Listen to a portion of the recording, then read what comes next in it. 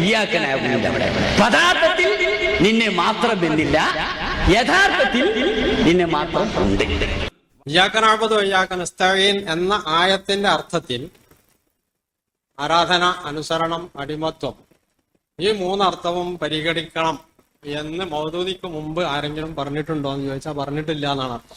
അള്ളാഹുവിനോട് മാത്രം ചെയ്യേണ്ട ഈ കാര്യത്തിൽ നിന്ന് ആലമു ഷഹാദയിൽ അഥവാ ദൃശ്യലോകത്തെ നമ്മൾ കാണുന്ന മനുഷ്യരെ അതിൽ നിന്ന് ഒഴിവാക്കിയിരിക്കുന്നു. ഇപ്പൊ ഇയ്യാക നസ്തഈൻ എന്ന വചനത്തിൽ ഇയ്യാക നഅ്ബുദു എന്നതിൽ ജമാഅത്തെ ഇസ്ലാമിക്കാർക്ക് അബദ്ധം സംഭവിച്ചു.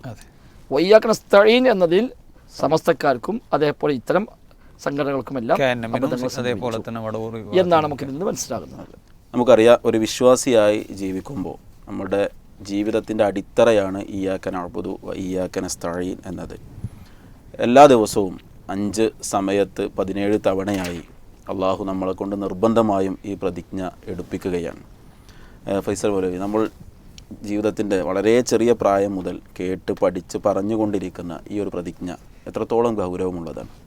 തീർച്ചയായും യഥാർത്ഥത്തിൽ ഇസ്ലാം മതത്തിൻ്റെ അടിസ്ഥാന ആശയം ഉൾക്കൊള്ളുന്ന വചനമാണ് യഥാർത്ഥത്തിൽ ഇയ്യാക നഅ്ബുദു വഇയ്യാക നസ്തഈൻ എന്ന ഫാത്തിഹയിലെ വചനം. ഇബ്നു ഖയ്യിം റഹിമഹുല്ലാ ഈ ആയത്തുമായി ബന്ധപ്പെട്ട് പറഞ്ഞ വല്ലാത്തൊരു സംസാരം ഇതിൻ്റെ മഹത്വം മനസ്സിലാക്കാൻ ഏറെ ഉപകാരപ്രദമാണ്. അദ്ദേഹം പറഞ്ഞ അല്ലാഹു തആല ഇറക്കിയ ഗ്രന്ഥങ്ങൾ, ഇന്നല്ലാഹു തആല ഖദ് അൻസല, അല്ലാഹു തആല ഇറക്കിയിട്ടുണ്ട് 104 കുത്തുബൻ, 104 ഗ്രന്ഥങ്ങൾ അല്ലാഹു തആല ഇറക്കിയിട്ടുണ്ട്. ജമഅ മആനിഹ ഫി 3 കുത്തുബിൻ, അതിൻ്റെ മുഴുവൻ ആശയങ്ങളും 3 ഗ്രന്ഥത്തിൽ അല്ലാഹു തആല ഒരുമിച്ച് കൂട്ടിയിരിക്കുന്നു. അതാണ് തൗറാത്ത്, ഇൻജീൽ, ഖുർആൻ. ശേഷം അദ്ദേഹം വജമഅ മആനി ഹാദിഹിൽ കുത്തുബി 3, ഈ 3 ഗ്രന്ഥങ്ങളിൽ വന്ന മൊത്തം ആശയം അല്ലാഹു തആല ഖുർആനിൽ എല്ലാം സംഗമിപ്പിച്ചിട്ടുണ്ട്. വജമഅ മആനിൽ ഖുർആനി ഫിൽ ഫാത്തിഹ, ഖുർആന്റെ മൊത്തം ആശയം ഫാത്തിഹയിൽ ഉൾക്കൊള്ളുന്നുണ്ട്. വജമഅ മആനിൽ ഫാത്തിഹത്തി ഫി ഇയ്യാക നഅ്ബുദു വഇയ്യാക നസ്തഈൻ, ഫാത്തിഹയുടെ മുഴുവൻ ആശയങ്ങളെയും ഇയ്യാക നഅ്ബുദു വഇയ്യാക നസ്തഈൻ എന്നതിൽ അല്ലാഹു തആല എല്ലാം ഉൾക്കൊള്ളിച്ചിരിക്കുന്നു. അപ്പോൾ അള്ളാഹു ആകാശലോകത്ത് നിന്ന് അവതരിപ്പിച്ച മുഴുവൻ വേദഗ്രന്ഥങ്ങളുടെയും ആശയമാണ് ഖുർആനിലുള്ളത്. ആ ആശയത്തിന് ആകത്തുകയാണ് ഫാത്തിഹ, അതിൻ്റെ ആകത്തുകയാണ് ഇയ്യാക നഅ്ബുദു വഇയ്യാക നസ്തഈൻ. അപ്പം അങ്ങനെ നോക്കുമ്പോൾ ഒരു വിശ്വാസിയുടെ വിശ്വാസം, അവൻ്റെ കർമ്മം, അവൻ്റെ ഇബാദത്തുകൾ, അവൻ്റെ ജീവിത നയനിലപാടുകൾ എല്ലാത്തിനെയും ഉൾക്കൊള്ളുന്ന ഒരു വല്ലാത്തൊരു വചനമാണ് ഇയ്യാക നഅ്ബുദു വഇയ്യാക നസ്തഈൻ എന്നുള്ളത്. യഥാർത്ഥത്തിൽ ഈ മുസ്ലിം ഉമ്മത്തിൻ്റെ പേരിൽ അറിയപ്പെടുന്ന വ്യത്യസ്തമായ കക്ഷികൾ, അത് ലോകാടിസ്ഥാനത്തിലാണെങ്കിലും നമ്മുടെ നാട്ടിലാണെങ്കിലും ശരി, ഏതൊക്കെ വിഷയത്തിൽ യഥാർത്ഥത്തിൽ ഇത്തരം വിഷയങ്ങളിൽ എന്തെങ്കിലുമൊക്കെ പാകപ്പിഴവുകളോ വ്യതിയാനങ്ങളോ സംഭവിച്ച ആരും ഉണ്ടെങ്കിലും ശരി, നമ്മൾ ഒരു പഠനവിധേയമാക്കുമ്പോൾ അവർക്കൊക്കെ അബദ്ധങ്ങൾ സംഭവിച്ചത് ഈ ഒരു വചനത്തിൻ്റെ ആശയത്തിൽ തന്നെയാണ്. ഇയ്യാക നഅ്ബുദു വഇയ്യാക നസ്തഈൻ എന്ന ഈ ഒരു ആണിക്കല്ല്, ഖുർആനിൻ്റെയും തൗറാത്തിൻ്റെയും ഇൻജീലിൻ്റെയും മുഴുവൻ വേദഗ്രന്ഥങ്ങളുടെയും എല്ലാം ആശയത്തെ ഉൾക്കൊള്ളുന്ന ഈ വചനം ഇസ്ലാമിൻ്റെ അടിത്തറ അത് മനസ്സിലാക്കുന്നിടത്ത്, അല്ലെങ്കിൽ അത് വ്യാഖ്യാനിക്കുന്നിടത്ത്, അത് ജീവിതത്തിൽ പാലിക്കുന്നിടത്ത് ആണ് ഏത് വിഭാഗമാണെങ്കിലും, ഇപ്പോൾ നമ്മുടെ നാട്ടിലൊക്കെ ആണെങ്കിൽ ഇപ്പോൾ സമസ്തയെപ്പോലുള്ള ആളുകൾ, ജമാഅത്തെ ഇസ്ലാമിയെപ്പോലുള്ള സംഘങ്ങൾ, ഒരു വേള മുജാഹിദുകളാണ് എന്ന പേരിൽ പരിചയപ്പെടുത്തുന്ന KNM എന്നൊക്കെ വിളിക്കപ്പെടുന്ന അത്തരം സംഘങ്ങൾ അടക്കം, മർക്കസുൽ അടക്കമുള്ള ആളുകൾ, അവരുടെയൊക്കെ അടിസ്ഥാന വ്യതിയാനം ഈ ഒരു വചനവുമായി ബന്ധപ്പെട്ട് തന്നെയാണ് എന്ന് കാണാൻ എനിക്ക് തോന്നുന്നു. ആ ഒരു മഹത്വത്തിൻ്റെ പ്രാധാന്യം കൊണ്ട് തന്നെയാണ് ഉമർ മൗലവി റഹിമഹുല്ലാ ഫാത്തിഹയുടെ തീരത്ത് എന്നൊരു പുസ്തകം തന്നെ എഴുതുകയും അതിൽ ഏതാണ്ട് എനിക്ക് തോന്നുന്നു ഒരു 50-ലേറെ പേജുകൾ ഇയ്യാക നഅ്ബുദു വഇയ്യാക നസ്തഈൻ എന്ന ഈ ആയത്ത് വ്യാഖ്യാനിക്കുകയും അതിൽ ഇത്തരം സംഘങ്ങൾക്കെല്ലാം സംഭവിച്ച അബദ്ധങ്ങളെ അദ്ദേഹം അതിൽ വളരെ വ്യക്തമായി വിവരിക്കുകയും ചെയ്യുന്നത് കാണാൻ കഴിയും. നേരത്തെ പറഞ്ഞ പോലെ ഏത് വിഭാഗങ്ങൾ ലോകാടിസ്ഥാനത്തിലെടുത്താലും നമ്മളുടെ കേരളത്തിലേക്ക് വന്നാലും ഏത് വിഭാഗങ്ങളുടെയും പിഴവുകൾ അതിൻ്റെ പിറകെ നമ്മൾ പോകുമ്പോൾ അത് അവസാനം എത്തിച്ചേരുന്നത് ഇയ്യാക നഅ്ബുദു വഇയ്യാക നസ്തഈൻ എന്നിടത്താണ് പിഴവ് പറ്റിയതെന്ന്. നമുക്കൊരു ഉദാഹരണത്തിന് നമ്മുടെ നാട്ടിലെ സമസ്തയുടെ ഈ ആയത്തിൻ്റെ വിശദീകരണങ്ങൾ എടുത്തു നോക്കിയാൽ അവർ ഇതിൽ വരുത്തിയ തിരുമുറി ഒരു ഉദാഹരണത്തിന് നമുക്കൊരു വീഡിയോ കാണാം. റഹീമിന്റെ അർത്ഥം എന്താ? കാരുണ്യകനും കരുണാവാരിധിയുമായ അല്ലാഹുവിന്റെ തിരുനാമത്തിൽ, അല്ലേ? അങ്ങനെയല്ല അർത്ഥം? എല്ലാവരും പറയുന്ന അർത്ഥം അങ്ങനെ തന്നെയല്ലേ? തിരുനാമത്തിൽ മാത്രമാണോ അതല്ല വേറെ ആരുടെങ്കിലും നാമം അവിടെ നമ്മൾ ചേർക്കുന്നുണ്ടോ? അല്ലാഹുവിന്റെ തിരുനാമത്തിൽ മാത്രം അല്ലേ? സംശയമുണ്ടോ? സംശയമുണ്ടോ ആർക്കെങ്കിലും? അള്ളാഹുവിന്റെ തിരുനാമത്തിൽ മാത്രം അല്ലെ? സംശയമില്ല. പിന്നെ എന്തുകൊണ്ടാണ് എല്ലാവരും അള്ളാഹുവിന്റെ നാമത്തിൽ എന്ന് പറഞ്ഞ് തിരുനാമത്തിൽ എന്ന് മാത്രം എന്ന് പറയാതെ അള്ളാഹുവിന്റെ നാമത്തിൽ എന്ന് പറഞ്ഞു നിർത്തിയത്?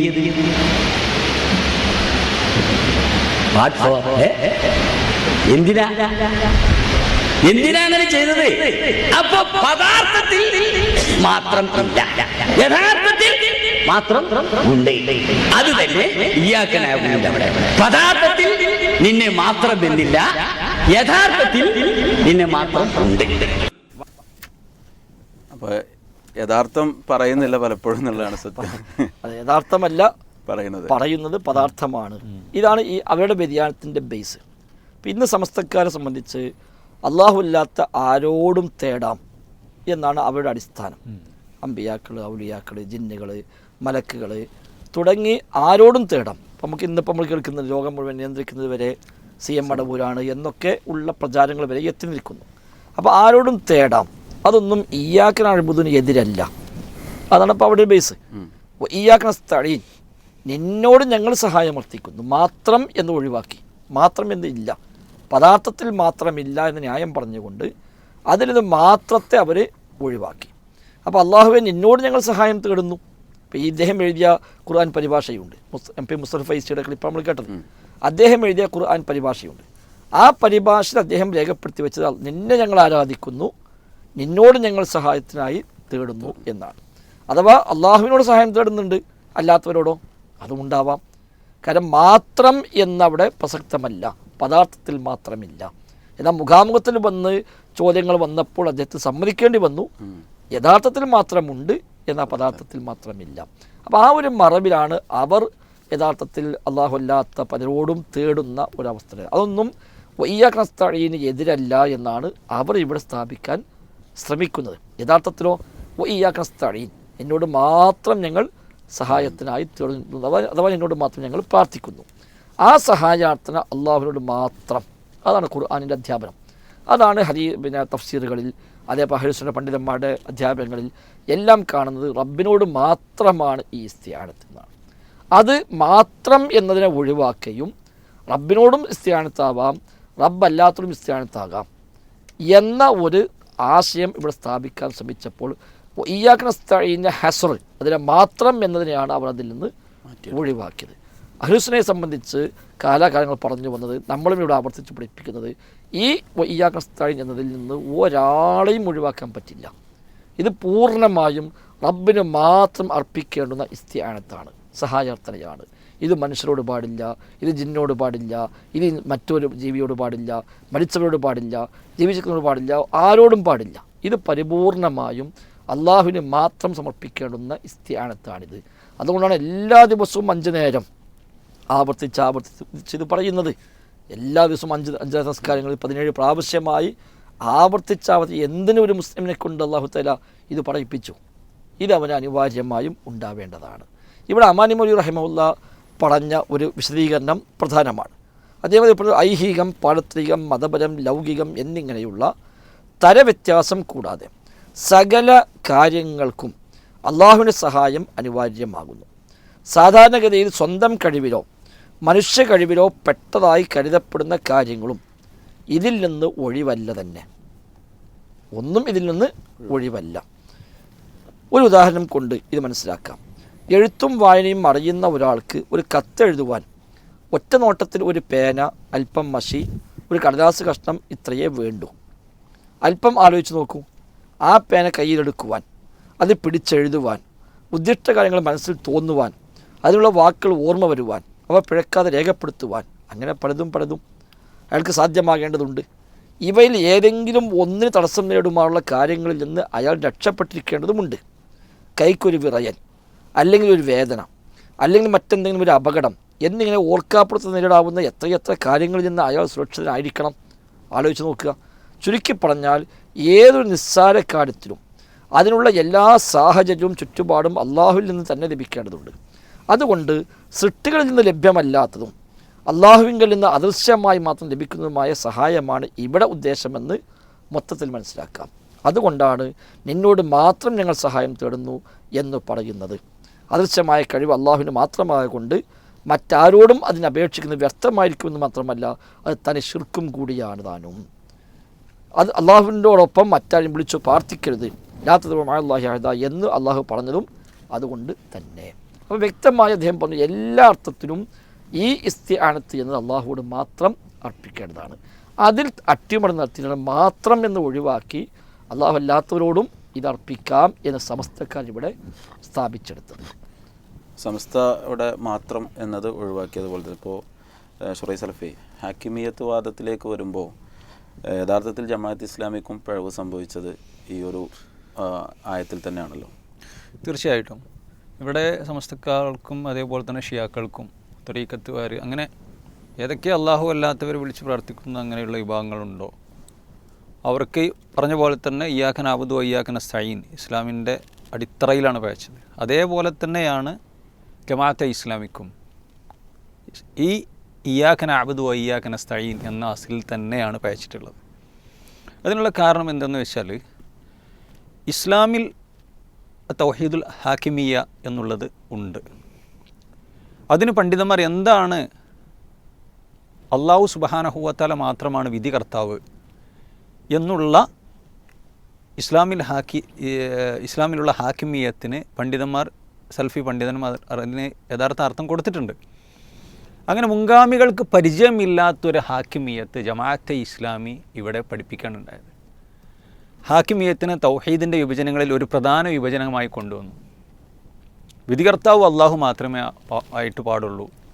അതേപോലെ തന്നെ ഭരണാധികാരി നിർബന്ധമായിട്ടും ഇസ്ലാമിക ഭരണാധികാരി ആയിരിക്കണം.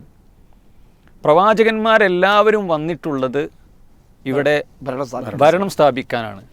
തജ്ദീദ് ഇഹ്യാഉദ്ദീൻ എന്ന ഗ്രന്ഥത്തിൽ മൗദൂദി സാഹിബ് പറയുന്നുണ്ട്, പ്രവാചകന്മാരുടെ ആഗമന ദൗത്യം തന്നെ ഇവിടെ ഭരണം സ്ഥാപിക്കലാണ്. ഭരണമില്ലാത്ത ദീന് പിന്നെ സങ്കല്പത്തിൽ വീട് പോലെയാണ് എന്നൊക്കെ പറഞ്ഞ് ഇവരെ ഒരു തെറ്റായ പിന്നെ ഒരു തൗഹീദ്, ഒരു പുതിയ തൗഹീദ് സ്ഥാപിക്കാൻ ശ്രമിക്കേണ്ടത്. അപ്പോൾ സ്വാഭാവികമായിട്ടും നമ്മൾ മനസ്സിലാക്കേണ്ടത് മുസ്ലിമിൻ്റെ എല്ലാ കാര്യങ്ങളും അള്ളാഹുവിൻ്റെ ഇടപാടും അതേപോലെ തന്നെ അള്ളാഹു സുബ്ഹാനഹു വ തആലയുടെ നിയമങ്ങളും നിർദ്ദേശങ്ങളും തന്നെയാണ് വേണ്ടത്. എന്നാൽ മുസ്ലിമുകളുടെ ജീവിതത്തിൽ അവർക്ക് ഇസ്ലാമിനെതിരാകാത്ത അള്ളാഹുവിൻ്റെ വിധികൾക്ക് എതിരാകാത്ത എന്തെങ്കിലും വിധി, ഒരു ഭൗതിക കോടതികൾ, അതേപോലെ തന്നെ ഉത്തരവാദിത്തപ്പെട്ടവർ വിധി കൊടുക്കുന്നതോ അത് അനുസരിക്കുന്നതോ എന്തല്ല ഈ പറഞ്ഞ ഹാക്കിമിയത്തിന് എതിരല്ല. എന്നാൽ മൗദൂദി സാഹിബും അതേപോലെ തന്നെ ജമാഅത്തെ ഇസ്ലാമിക പറയുന്നത് ഇസ്ലാമല്ലാത്ത ഭരണകൂടങ്ങൾ കൽപ്പിക്കുന്ന കൽപ്പനകൾ, അവർ നടത്തുന്ന വിധികൾ ഒരാൾ അംഗീകരിച്ചിട്ടുണ്ടെങ്കിൽ അയാൾ മുശ്രിക്കും കാഫിറുമാണ്. ചുരുക്കി പറഞ്ഞാൽ അയാൾക്ക് ഇവിടെ ഈ ഇതിൽ പഴച്ചു എന്നാണ് അവർ. അതെ, ലാ ഇലാഹ ഇല്ലല്ലാഹ് പഴച്ചു എന്നാണ് പറയുന്നത്. ഞാൻ വരുന്നുണ്ട് ആ വിഷയത്തിലേക്ക്. അഥവാ ഉദാഹരണമായിട്ട് നമ്മൾ ഇന്ത്യയിലേക്ക് വരാം. ഇന്ത്യയിൽ ഇസ്ലാമിക ഭരണകൂടമല്ല ഉള്ളത്. അതുകൊണ്ട് തന്നെ ഇന്ത്യയിൽ ജീവിക്കുന്ന ഒരാൾ ഇന്ത്യ ഗവൺമെൻറ്റിനെ അനുസരിക്കുന്നു, അതേപോലെ തന്നെ ഇവിടെ ജോലി ചെയ്യുന്നത്, അനുസരിക്കുന്നത്, പഠിപ്പിക്കുന്നത്, ഇവിടെ ജീവിക്കുന്നത് ഒക്കെ ഷിർക്കാണ്. കാരണം ഇസ്ലാമിക അനിസ്ലാമിക ഭരണകൂടങ്ങളെ അനുസരിക്കുന്നത്, അതിനെ സഹായിക്കലാണ്, അനുസരിക്കുന്നതൊക്കെ ഷിർക്കാണ്. അതുകൊണ്ട് വലിയ പാപമാണ്. അതുകൊണ്ട് ഇന്ത്യയിൽ നിന്ന് ഒരുപാട് ജമാഅത്തെ ഇസ്ലാമിക്കാർ ഹിജ്റ പോയി. ഒരുപാട് ആളുകൾ അവരുടെ ഗവൺമെൻറ് ജോലികൾ ഒഴിവാക്കി സർട്ടിഫിക്കറ്റുകളൊക്കെ കയറിയിട്ടു മുമ്പ് കാലത്ത്. അപ്പോൾ സ്വാഭാവികമായിട്ടും ഈ ഒരു വാദത്തിന് തെളിവെന്താണ്? അനിസ്ലാമിക ഭരണകൂടങ്ങളെ അനുസരിക്കുക, അത് ദീനിനെതിരല്ലാത്ത വിഷയങ്ങളിൽ, സാധാരണ മനുഷ്യൻ്റെ വ്യവസ്ഥകളിൽ, മതപരമായ അല്ലാത്ത വിഷയങ്ങളിൽ പിന്നെ അനുസരിക്കുന്ന ഷിർക്കാണ് എന്നുള്ളതിന് എന്താണ് തെളിവ് എന്ന് ജമാഅത്തെ ഇസ്ലാമിയോട് ചോദിക്കുന്ന സമയത്ത്, അവരുടെ നേതാക്കന്മാരോട് ചോദിക്കുന്ന സമയത്ത് അവർ ഒരുപാട് ആയത്തുകൾ ദുർവ്യാഖ്യാനം ചെയ്തു. ഇന്നൽ ഹുക്കുമ ഇല്ലാ ലില്ലാഹി തോന്നുന്ന ആയത്തുകൾ. ഈ രീതിയിൽ ജമാഅത്തെ ഇസ്ലാമിയുടെ ഇന്ത്യയുടെ സ്ഥാപക നേതാവായ അബുൽ ആല മൗദൂദി അദ്ദേഹമാണ് ഇയ്യാക നഅ്ബുദു വ ഇയ്യാക നസ്തഈൻ, ഞങ്ങൾ നിന്നെ മാത്രം ആരാധിക്കുന്നു, ഞങ്ങൾ നിന്നോട് മാത്രം സഹായം ചോദിക്കുന്നു എന്നുള്ള ഇയ്യാക നഅ്ബുദു എന്നുള്ളതിന് അവിടെ അനുസരണ എന്നുള്ള അർത്ഥം കൂടിയും വെക്കാം. അദ്ദേഹത്തിൻ്റെ തഫീമുൽ ഖുർആൻ അതിൻ്റെ പരിഭാഷയാണ് എൻ്റെ അടുത്തുള്ളത്. അവിടെ അദ്ദേഹം പറയുകയാണ്, ഇബാദത്ത് എന്ന പദം അറബി ഭാഷയിൽ 3 അർത്ഥങ്ങളിൽ ഉപയോഗിക്കാറുണ്ട്. പൂജ, ആരാധന, അനുസരണം. എന്നിട്ട് അദ്ദേഹം പറയുകയാണ്, ഇവിടെ അഥവാ ഇയ്യാക നഅ്ബുദുവിൽ ഇബാദത്ത് എന്ന് പറഞ്ഞു കൊടുത്ത് ഈ 3 അർത്ഥങ്ങളും ഒന്നിച്ച് ഉദ്ദേശിക്കപ്പെടുന്നുണ്ട്. അപ്പോൾ അള്ളാഹുവെ ഞങ്ങൾ നിന്നെ മാത്രം ആരാധിക്കുന്നു എന്നും അതിനർത്ഥമുണ്ട്, അള്ളാഹുവെ ഞങ്ങൾ നിന്നെ മാത്രം അനുസരിക്കുന്നു. അപ്പോൾ അള്ളാഹു അല്ലാത്ത വ്യവസ്ഥകളെ, അതേപോലെ തന്നെ അനിസ്ലാമിക ഭരണകൂടങ്ങളെ അനുസരിച്ചാൽ അയാൾ മുശ്രിക്കായി, കാഫിറായി. അപ്പോൾ അദ്ദേഹത്തോട് ചോദിച്ചു, ഈ വാദം ജമാഅത്തെ ഇസ്ലാമിയുടെ നേതാക്കന്മാർ, പണ്ഡിതന്മാർ അവർ പറഞ്ഞപ്പോൾ ഇപ്പോൾ EN ഇബ്രാഹിം മൗലിയെ പോലെയുള്ള ആളുകളോട് ചോദിച്ച സമയത്ത് ഇങ്ങനെ ഈ ആയത്തിന് അർത്ഥം മൗദൂദിക്ക് മുമ്പ് ആരെങ്കിലും കൊടുത്തിട്ടുണ്ടോ? സൽഫ് സ്വാലികളായ അവരാണല്ലോ പഠിപ്പിച്ചു തരേണ്ടത്, ആരെങ്കിലും പറഞ്ഞിട്ടുണ്ടോ എന്ന് ചോദിച്ചപ്പോൾ അദ്ദേഹം പറഞ്ഞ ആ ഒരു ക്ലിപ്പ് നമുക്കാണ്. എന്താ മറുപടി എന്നുള്ളത്? ഇബാദത്ത് എന്ന പദത്തിന് ഇയ്യാക നഅ്ബുദു വഇയ്യാക നസ്തഈൻ എന്ന ആയത്തിന്റെ അർത്ഥത്തിൽ ആരാധന, അനുസരണം, അടിമത്വം, ഈ 3 അർത്ഥവും പരിഗണിക്കണം എന്ന് മൗദൂദിക്ക് മുമ്പ് ആരെങ്കിലും പറഞ്ഞിട്ടുണ്ടോ എന്ന് ചോദിച്ചാൽ പറഞ്ഞിട്ടില്ല എന്നാണ് അർത്ഥം. കണ്ടില്ലേ? അപ്പോൾ മൗദൂദിക്ക് മുമ്പ് ആരും ഒരു പുതിയ വാദമാണ്. അപ്പോൾ ഖുർആൻ ദുർവ്യാഖ്യാനിച്ചുകൊണ്ട് അവരുണ്ടാക്കിയിട്ടുള്ള ഒരു പൊളിഞ്ഞ തൗഹീദ്, അഥവാ ഇവിടെ മുസ്ലിമീങ്ങളെ മുശ്രിക്ക രാഷ്ട്രീയ ഷിർക്കിലാണ് എന്ന് വരുത്താൻ വേണ്ടി ഒരു പുതിയ തൗഹീദ് അവർ കൊണ്ടുവരികയാണ് ചെയ്തിട്ടുള്ളത്. അപ്പോൾ ഇവിടെ നമ്മൾ മനസ്സിലാക്കേണ്ടത്, ഇപ്പോൾ റസൂലുള്ളാഹി സ്വല്ലല്ലാഹു അലൈഹി വസല്ലമയെ അനുസരിക്കണം എന്നുണ്ട്, വിശുദ്ധ ഖുർആൻ തന്നെ പറഞ്ഞിട്ടുണ്ട്. കൈകാര്യകർത്താക്കൾ അനുസരിക്കണം എന്ന് പറഞ്ഞിട്ടുണ്ട്. അപ്പോൾ അള്ളാഹുവെ ഞങ്ങൾ നിന്നെ മാത്രം അനുസരിക്കുന്നു എന്ന് പറഞ്ഞ റസൂലുള്ളാഹിനെ അനുസരിക്കുന്ന ഷിർക്കാണ്. അതേപോലെ തന്നെ കൈകാര്യകർത്താക്കളെ അനുസരിക്കുന്ന ഷിർക്കാണ്. ഇപ്പോൾ ഉമർ മൗലവി റഹ്മത്തുള്ളാഹി അലൈഹി ഇതിനെതിരെ ശക്തമായി പടവെട്ടിയ ആളാണ്. ഈ മൗദൂദിയൻ ആശയങ്ങൾക്കെതിരെ ഖുർആനും സുന്നത്തും വെച്ച് പടപെടുത്തിയ ആളാണ്. അദ്ദേഹം പറയാറുണ്ട്, ആബിദുർ റസൂൽ, റസൂലിനെ ഇബാദത്തെടുക്കുന്ന ആൾ, അയാൾ കാഫിറാണ്. എന്നാൽ മുതീഉർ റസൂൽ, റസൂലുള്ളാഹിനെ അനുസരിക്കുന്ന ആൾ ഇസ്ലാമിൻ്റെ കാഴ്ചപ്പാടിൽ എന്താണ്? മുഅ്മിനാണ്. പക്ഷേ ജമാഅത്തെ ഇസ്ലാമിൻ്റെ കാഴ്ചപ്പാടിൽ മുതീഉർ റസൂൽ കാഫിറാവണം, റസൂലുള്ളാഹിനെ അനുസരിക്കുന്നവൻ കാഫിറായിരിക്കണം. അപ്പോൾ ഇത്രത്തോളം വികലമായ വാദങ്ങളാണ് ഉള്ളത് എന്ന് നമ്മൾ മനസ്സിലാക്കണം. ഇന്ന് മാത്രമല്ല, റസൂലുള്ളാഹി സ്വല്ലല്ലാഹു അലൈഹി വസല്ലമ അബസീനിയയിലേക്ക് മുഅ്മിനീങ്ങളെ ഒന്നാമതായി മുഅ്മിനീങ്ങൾ ഹിജ്റ പോകുന്നത് അബസീനിയയിലേക്കാണ്. അവിടെ ഇസ്ലാമിക രാജ്യമല്ല ഉള്ളത്. അവിടുത്തെ ഭരണാധികാരികൾ അനുസരിക്കുന്നു, അതേപോലെ തന്നെ അവിടെ ജീവിക്കുന്നു. ഇപ്പോൾ യൂസുഫ് നബി അലൈഹി സ്വലാത്തു വസ്സലാം അദ്ദേഹം മിസ്റിൽ ഭക്ഷ്യവകുപ്പ് മന്ത്രിയായി, അല്ലെങ്കിൽ അതിൻ്റെ ഉത്തരവാദിത്വം ഏറ്റെടുക്കുന്നു. അനിസ്ലാമിക രാജ്യമാണത്. അപ്പോൾ ഈ പ്രവാചകന്മാരൊന്നും ഇത് ഷിർക്കായി മനസ്സിലാക്കിയിട്ടില്ല. അനിസ്ലാമികമായ ഭരണകൂടത്തിൽ ഇസ്ലാമിനെതിരല്ലാത്ത കാര്യങ്ങൾ കൊണ്ടു നടക്കുന്നതോ അനുസരിക്കുന്നതോ അതിനനുസരിച്ച് ജീവിക്കുന്നതോ ഷിർക്കായിട്ട് ആരും പഠിപ്പിച്ചിട്ടില്ല. ഇവിടെ ഏറ്റവും മൗദൂദിയോട് ഒരു ഉദ്ധരണി തഫീമാത്തുൽ ഖുർആനിൽ മൗദൂദി പറയുന്നുണ്ട്, അള്ളാഹുവിൻ്റെ ഭൂമിയിൽ അള്ളാഹുവിൻ്റെ ഭരണം തന്നെ, അത് ഏത് വിധേനയും സ്ഥാപിക്കലാണ് മുസൽമാൻ്റെ ഒന്നാമത്തെ ഡ്യൂട്ടി. അത് നേടുന്നത് വരെ മുസൽമാൻ്റെ വാൾ ഉറയിൽ പോകാൻ പാടില്ല. ഇത്ര വലിയ തീവ്രവാദമാണ് പഠിപ്പിക്കുന്നത്. ഇത് ഷിയാക്കൾ അവരുടെ പട്ടാളക്കാർക്ക് കൊടുക്കുന്ന ഇമാമിയത്തിൻ്റെ വാദമാണ്. അപ്പോൾ ലോകത്ത് തീവ്രവാദത്തിൻ്റെ വിത്തും വേരും അതേപോലെ തന്നെ അതിന് വളവും കൊടുക്കുന്ന ആശയമാണ് ഈ ദൈവിക ഭരണം, അതേപോലെ തന്നെ അത് മാത്രമാണുള്ളത് ഹുക്കുമത്തെ ഇലാഹി എന്ന്. അപ്പോൾ ഞാൻ പറഞ്ഞു വരുന്നത്, ലാ ഇലാഹ ഇല്ലല്ലാഹിൽ തന്നെയാണ് ആർക്ക് പയച്ചിട്ടുള്ളത്?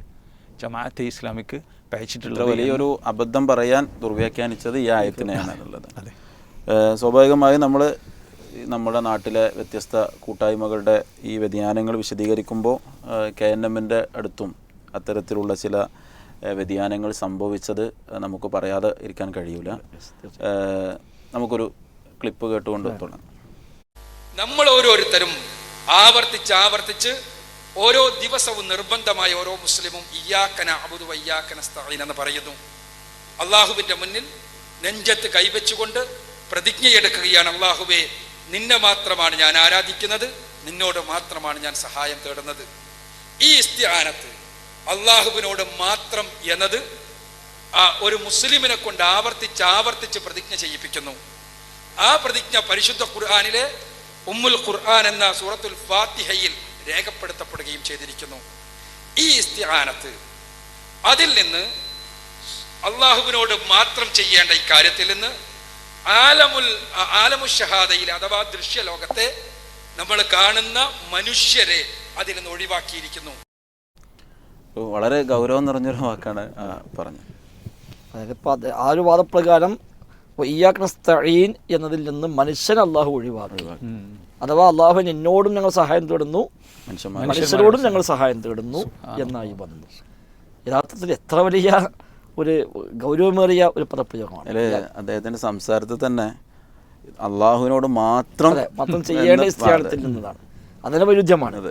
മാത്രമാണെങ്കിൽ പിന്നെ ഒഴിവാക്കാൻ പറ്റില്ല, ഒഴിവാക്കി പിന്നെ മാത്രമല്ല താനും. അപ്പോൾ അള്ളാഹുവിനോട് മാത്രം ചെയ്യണമെന്ന ഇസ്തിആനത്ത് മനുഷ്യരോടും ചെയ്യാം എന്നാണ് ഇതിലൂടെ യഥാർത്ഥ അവർ അറിയാതെ പറഞ്ഞു പോകുന്നത്. മാത്രമല്ല അത് പറയുക വഴി ഒരുപാട് അപകടങ്ങൾ സ്വാഭാവികമായും കടന്നു വരുന്നുണ്ട്. ഇവരിത് പറയാനൊരു കാരണമുണ്ട്. നമ്മൾ സംഘടനാപരമായ ചില വിവാദങ്ങളും വളർക്കെ ഉണ്ടായ സമയത്ത് നമ്മുടെ നാട്ടിൽ ജിന്ന്, പിശാച്ച്, മലക്ക് തുടങ്ങിയ കാര്യങ്ങളുമായി ബന്ധപ്പെട്ട ചില ചർച്ചകൾ ഇവിടെ പൊങ്ങി വന്നു. അപ്പോൾ മുജാഹിദ് പ്രസ്ഥാനം പഴയകാലം മുതലേ സമൂഹത്തെ പഠിപ്പിച്ച് പോകുന്നൊരു യാഥാർത്ഥ്യമാണ് അദൃശ്യമായ ഭൗതികമായ കഴിവുകൾ അള്ളാഹു തആലക്ക് മാത്രമേ ഉള്ളൂ. അത്തരം കഴിവുകൾ അള്ളാഹു അല്ലാത്തവർക്ക് ഉണ്ട് എന്ന് വിശ്വസിച്ചാൽ അള്ളാഹുവിൻ്റെ കഴിവിൽ അവൻ്റെ സൃഷ്ടികളെ കൂടി പങ്കുചേർക്കൽ വന്നു. ആ അർത്ഥത്തിലുള്ള തേട്ടത്തിലാണ് പ്രാർത്ഥന എന്ന് പറയുക. അദൃശ്യമായ കഴിവുണ്ട്, അഭൗതികമായ കഴിവുണ്ട് എന്ന വിശ്വാസത്തിൽ അർപ്പിക്കപ്പെടുന്ന തേട്ടം, അതിനാണ് പ്രാർത്ഥന എന്ന് പറഞ്ഞാൽ നമ്മൾ വായിച്ചു റഹ്മാനിമലയുടെ ആ പദപ്രയോഗം.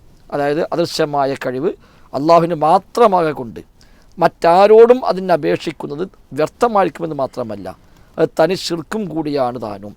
അള്ളാഹുവിനോടൊപ്പം മറ്റാരും വിളിച്ചു പ്രാർത്ഥിക്കരുത് എന്ന് അള്ളാഹു പറഞ്ഞതും അതുകൊണ്ട് തന്നെ. അപ്പോൾ ഈ അദൃശ്യമായ കഴിവുണ്ട് എന്ന നിലക്കുള്ള തേട്ടമാണ് പ്രാർത്ഥന. അതാണ് ഇയ്യാക നസ്തഈൻ.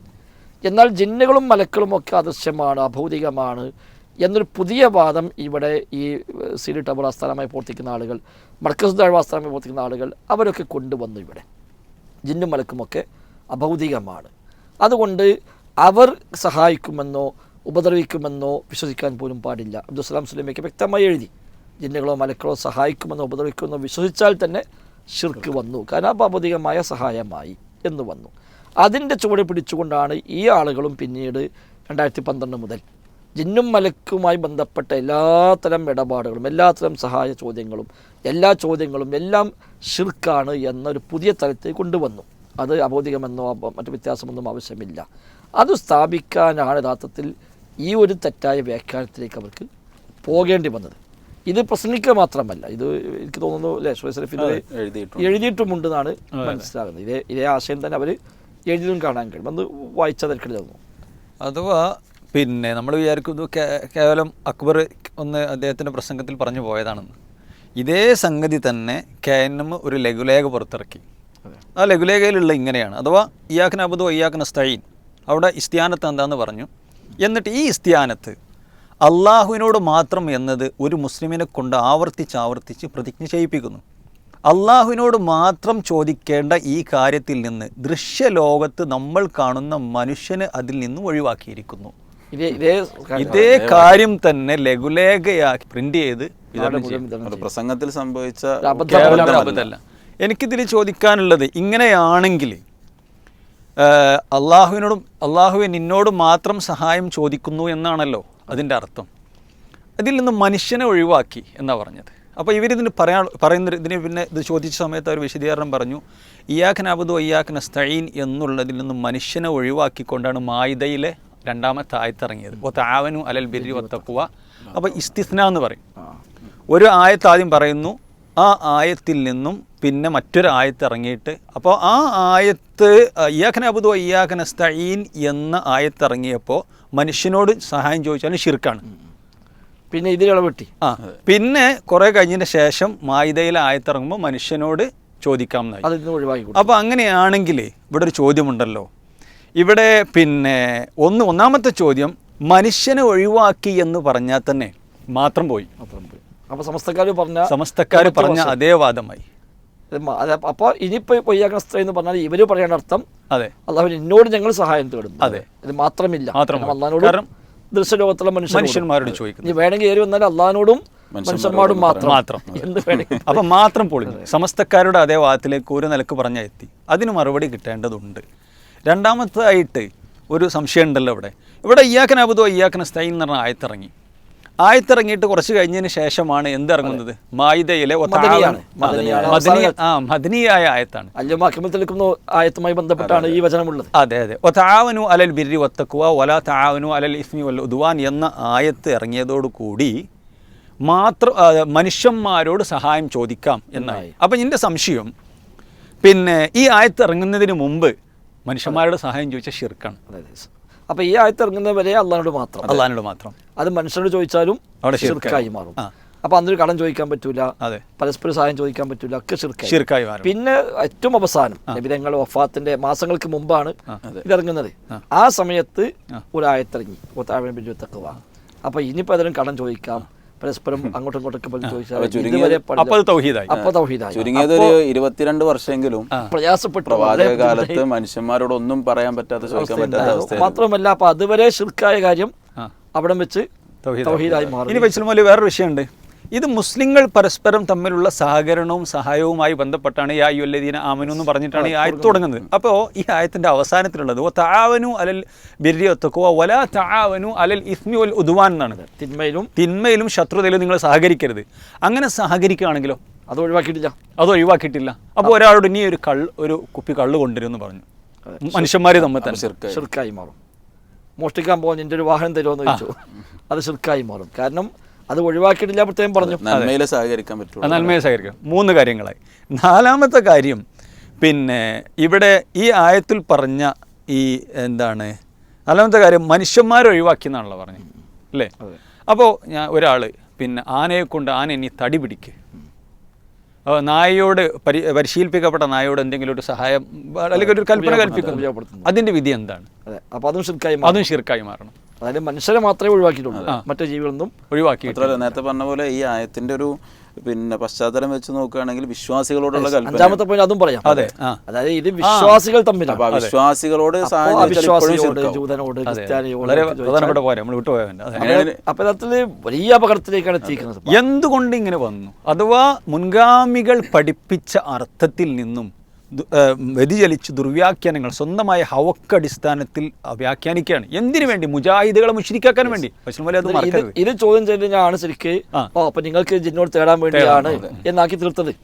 യഥാർത്ഥത്തിൽ ജിന്നാവട്ടെ, ഇൻസാവട്ടെ, മലക്കാവട്ടെ, ഏത് സൃഷ്ടിയാണെങ്കിലും അഭൗതികമായ കഴിവുണ്ട്, വിശ്വസിച്ചാൽ തന്നെ ഷിർക്ക് വന്നുവെന്നും ആ അർത്ഥത്തിൽ തേടിയാൽ അത് പ്രാർത്ഥനയാണ്, അത് ഷിർക്കാണ് എന്നും പഠിപ്പിക്കാനാണ് നമ്മൾ ഈ വിഷയം കൊണ്ടുവന്നത്. അത് നേരെ അട്ടിമറിച്ചിട്ട് യഥാർത്ഥത്തിൽ മനുഷ്യന്മാരോടക്കം ഈ സ്ഥാനത്ത് പറ്റുമെന്ന് പറയുകയും മറുഭാഗത്ത് ഇവർക്ക് ജിന്നോട് തേടുന്നവരാണ് എന്ന് സ്ഥാപിച്ചെടുക്കാൻ ശ്രമിക്കുകയും ഇല്ലാത്ത ഒരു വാദം നമ്മുടെ മേൽ വെച്ച് കെട്ടിക്കൊണ്ട് നമ്മൾക്ക് ജിന്നിൻ്റെ ആളുകളായും ജിന്നിനെ വിളിച്ച് പ്രാർത്ഥിക്കുന്നവരായും ജിന്നോട് തേടിയ ഷിർക്ക് എന്ന് പറയുന്നവരായും ഖുറാഫാത്തിലേക്ക്, അന്ധവിശ്വാസത്തിലേക്ക് ആളെ കൊണ്ടുപോകുന്നവരാണ് എന്നും വരെ പറയാൻ ശ്രമിച്ച ആളുകൾ എത്തിപ്പെട്ട ഷിർക്കിലാണ്, വലിയ ഷിർക്ക്, വലിയ അപകടത്തിലാകത്തിൽ നമ്മൾ ഇതിലൂടെ കാണുന്നത്. യഥാർത്ഥം മാത്രം ഒരു മറുവശം മർക്കസ് തഴയപ്പോൾ ആളുകളും അവരും ഈ വിഷയത്തിൽ ഇതേ നിലപാടിൽ തന്നെയാണ്. ഈ നിലപാട് സ്വീകരിച്ചപ്പോൾ അവർ ഇവിടെ ചെയ്തൊരു പണിയുണ്ട്. കാരണം ജിന്നുകളും മലക്കളും അഭൗതികമാണ് ഇത് പറഞ്ഞു വെച്ചു. അഥവാ കണ്ണിൽ കാണുന്നില്ല, അദൃശ്യമാണ്. അദൃശ്യമായ സഹായം അള്ളാഹുവിൽ നിന്ന് മാത്രമേ കിട്ടുകയുള്ളൂ. അപ്പോൾ ജിന്നുകളിൽ നിന്ന് വല്ല ഉപദ്രവം ഉണ്ടാകും എന്ന് പറയുന്ന ഹദീസുകൾ, മലക്കുകൾ സഹായിക്കും, ഇടപെടും എന്ന് പറയുന്ന ഹദീസുകൾ, ഉദാഹരണം ബദറിൽ മലക്കുകൾ ഇറങ്ങി, ഹഫദത്തിന്റെ മലക്കളുണ്ട്. അതുപോലെ പല യുദ്ധങ്ങളിലും മലക്കളുടെ സഹായം പ്രവാചകർക്ക് ലഭിച്ചത്, ജിന്നുകൾ സാഹിറുമാരെ സഹായിക്കുന്നത്, പിശാച്ച് വസ്വാസ് ഉണ്ടാക്കുന്നത്, ഇങ്ങനെ തുടങ്ങിയ പിശാച്ചുകളുടെ ഉപദ്രവങ്ങൾ, മലക്കളുടെ സഹായങ്ങൾ പരാമർശിക്കുന്ന ഹദീസുകളൊക്കെ ഇവർക്ക് പ്രശ്നമായി. കാരണം അദൃശ്യമായ സഹായം അള്ളാഹു മാത്രമേ ചെയ്യുള്ളൂ, അദൃശ്യമായ ഉപദ്രവം റബ്ബിൽ നിന്ന് മാത്രമേ ഉണ്ടാവുകയുള്ളൂ എന്ന ഒരു ഈ ആദർശത്തിന് മുൻഗാമികൾ പറയാത്ത തലം കൊണ്ടുവന്നപ്പോൾ ഈ ഹദീസ് ഇങ്ങനെ കാണുന്നു. അപ്പോൾ അവർ പറഞ്ഞു ഈ ഹദീസ് ഒന്നും സ്വീകാര്യമല്ല, ഇത് സ്വീകരിച്ചാൽ തൗഹീദ് പൊളിയും. അപ്പോൾ സ്വാഭാവികമായും ബുഖാരി മുസ്ലിമിൽ അടക്കമുള്ള ധാരാളം ഹദീസുകളെ നിരാകരിക്കേണ്ടി വന്നു. അപ്പോൾ ഈ ഒരു ബേസ് സ്വീകരിക്കുക വഴി സിലിട്ടപ്പോൾ ആസ്ഥാനമായി പ്രവർത്തിക്കുന്ന ആളുകൾക്കും യഥാർത്ഥത്തിൽ ഈ ഹദീസൊന്നും സ്വീകരിക്കാൻ പറ്റില്ലല്ലോ. അപ്പോൾ ഇന്നല്ലെങ്കിൽ നാളെ ഈ ഹദീസുകളെയും ഓരോന്നോരോന്നായി നിരാകരിക്കേണ്ടി വരും. യഥാർത്ഥത്തിൽ മർക്കസ് ദാവക്കാർക്ക് ഹദീസ് നിഷേധിച്ച് തുടങ്ങേണ്ടി വന്ന തന്നെ ഭൗതികം തിരിയാത്തടത്ത് ശരിക്കും നമ്മൾ വേർതിരിച്ച് മനസ്സിലാക്കേണ്ടത് അഭൗതികമായ കഴിവ് എന്ന് പറയുമ്പോൾ അല്ലാഹു തആല ഈ പ്രപഞ്ചത്തിൽ നിശ്ചയിച്ച വ്യവസ്ഥകൾക്ക് അതീതമായ കഴിവ് എന്നാണ് ഉള്ളത്. അല്ലാഹു തആലയാണ് എല്ലാ വ്യവസ്ഥയും വ്യവസ്ഥപ്പെടുത്തിയവൻ.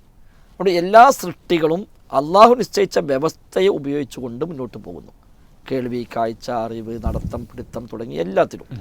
ഈ വ്യവസ്ഥകൾക്കെല്ലാം അതീതമായി ഒരു കാര്യം ചെയ്യാൻ ഈ വ്യവസ്ഥയെ വ്യവസ്ഥപ്പെടുത്തിയ അള്ളാഹുവിന് മാത്രമേ സാധിക്കുകയുള്ളൂ.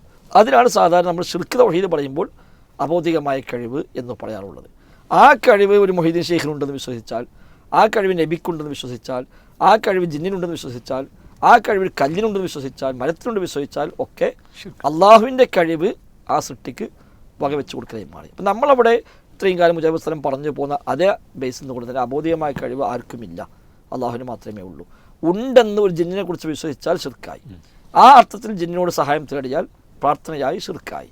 അബോധികമായ കഴിവ് വകവെച്ച് കൊടുക്കുന്നില്ല എങ്കിൽ ജിന്നുകൾക്കുള്ള കഴിവെന്താണോ അവരാ കഴിവ് ഉപയോഗപ്പെടുത്തുന്നു, അവർ കാണുന്നു, അവർ കേൾക്കുന്നു, അവർ നടക്കുന്നു, അവരിയ്ക്കുന്നു, സാഹിറിനെ സഹായിക്കുന്നു, പിശാചിടപെടുന്നു, വസ്വാസം ഉണ്ടാക്കുന്നു എന്നൊക്കെ വിശ്വസിച്ചാൽ അബൗദികമായ കഴിവ് വകവെച്ചു കൊടുക്കലാകുന്നില്ല. അതിനതീതമായി ചെയ്യാൻ കഴിയും എന്ന് ജിന്നിനെ കുറിച്ച് വിശ്വസിച്ചാലോ അതും ഷിർക്കായി മാറി. എന്നാൽ ഇവർ പറഞ്ഞത് അദൃശ്യം അബൗദികം എന്ന് പറഞ്ഞാൽ പഞ്ചേന്ദ്രിയങ്ങൾക്ക് അതീതമായത് എന്നർത്ഥമാണ്. അങ്ങനെ വരുമ്പോൾ ജിന്നുകൾ നമ്മൾ കാണുന്നില്ല, മലക്കൾ നമ്മൾ കാണുന്നില്ല. അപ്പോൾ കാണാത്ത അവസ്ഥയിൽ ജിന്ന് സഹായിക്കും, ജിന്ന് ഉപദ്രവിക്കും, അല്ലെങ്കിൽ മലക്ക് സഹായിക്കും, മലക്ക് ഉപദ്രവിക്കും എന്നൊക്കെ പറഞ്ഞാൽ അത് അള്ളാഹുവിൻ്റെ കഴിവ് വകച്ചു കൊടുക്കലാണ്, അപ്പോൾ ഷിർക്കാണ്, അതുണ്ടാവുകയില്ല. അതുകൊണ്ട് അവരോട് ഏത് ചോദ്യവും അദൃശ്യമായ ചോദ്യമാണ്, അബൗദികമായ ചോദ്യമാണ്, അതെല്ലാം പ്രാർത്ഥനയാണ്, അതെല്ലാം ഷിർക്കാണ് എന്നിടത്താണ് അവർ എത്തിപ്പെട്ടിരിക്കുന്നത്. മർക്കസ് ദഅവക്കാർ അത് പറഞ്ഞ മതത്തോട് മര്യാദ കാണിച്ചുകൊണ്ട് അതിനെതിരായി തോന്നിയ 10, 2000, 3000 ഹദീസുകളെ അവർ തള്ളിക്കളഞ്ഞു. എന്നാലും പറഞ്ഞെടുത്ത് നിന്നു. ഇവർ ഈ ബേസ് സ്വീകരിക്കുകയും എന്നാൽ ഈ ഹദീസൊക്കെ അവർ അംഗീകരിക്കുകയും ചെയ്യുന്നു. അപ്പോൾ ഒന്നുകിൽ അവർ അതിൽ നിന്നും മാറി ശരിയായ അസലിലേക്ക് മടങ്ങണം, അല്ലെങ്കിൽ ഈ ഹദീസുകളെല്ലാം അവർ തള്ളേണ്ടി വരികയും ചെയ്യുമെന്നാണ് നമുക്ക് മനസ്സിലാക്കാം. യഥാർത്ഥ മുജാഹിദുകളുടെ പേരിൽ ഷിർക്ക് ആരോപിക്കാൻ വന്ന് വലിയ അബദ്ധത്തിലേക്ക് ഇസ്ലാമിൻ്റെ ബേസായിട്ടുള്ള ആയത്തിൽ തന്നെ തെറ്റുപറ്റുകയും എനിക്ക് തോന്നുന്നത് ഈ സമയം വരെയും പരസ്യമായൊരു തിരുത്ത് നമ്മളാരും ആ വിഷയത്തിൽ കണ്ടിട്ടില്ല എന്നുള്ളത് നമുക്ക് മനസ്സിലാക്കുന്നു. ഇപ്പോൾ ഇയ്യാക നസ്തഈൻ എന്ന വചനത്തിൽ ഇയ്യാക നഅ്ബുദു എന്നതിൽ ജമാഅത്തെ ഇസ്ലാമിക്കാർക്ക് അബദ്ധം സംഭവിച്ചു.